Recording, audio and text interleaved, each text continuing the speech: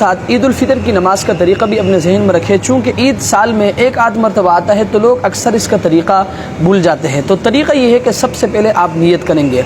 नियत आप यूँ करें कि मैं 2 रकात ईद उल फितर की वाजिब नमाज 6 ज़ायद तकबीरों के साथ इस इमाम के पीछे अदा कर रहा हूँ।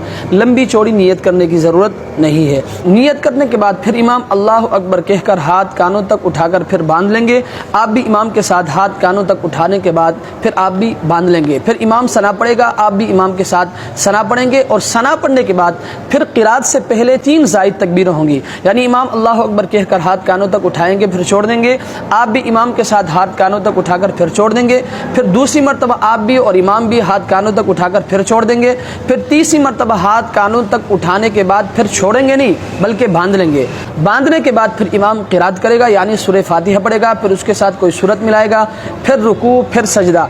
फिर दूसरी रकात के लिए जब उठेंगे पहले इमाम क़िरात करेगा यानी सूरह फातिहा पढ़ेगा, उसके साथ कोई सूरत मिलाएगा, फिर 3 ज़ायद तकबीरें होंगी। अल्लाह अकबर कहकर इमाम हाथ कानों तक उठाएंगे फिर छोड़ देंगे। आप भी इमाम के साथ हाथ कानों तक उठाने के बाद फिर छोड़ देंगे।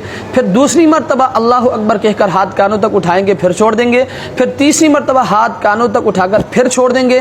फिर चौथी मरतबा अल्लाह अकबर कहकर हाथ कानों तक नहीं उठाएंगे बल्कि चौथी मरतबा अल्लाह अकबर कहकर इमाम रुकू में चले जाएगा, आप भी इमाम के साथ रुकू में चले जाएंगे। फिर रुकू, फिर सजदा, फिर उसके बाद नमाज ख़त्म हो जाएगी। फिर खुतबा होगी, उसके बाद फिर दुआ होगी। यूँ आपकी नमाज इस तरतीब से मुकम्मल होगी।